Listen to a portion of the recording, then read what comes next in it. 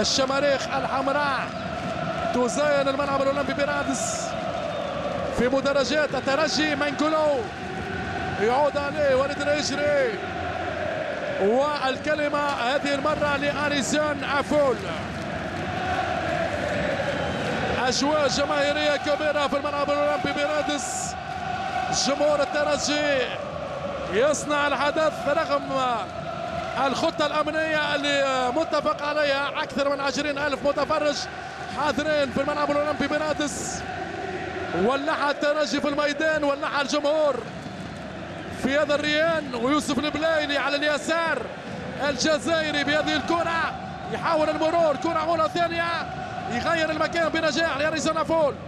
هجوم للترجي لكن حاتم البشاوي ولمسة يد ضد أريسون عفول يتفضلها الحكم الكاميروني اليمنى. ترجع من جديد لحاتم البشاوي.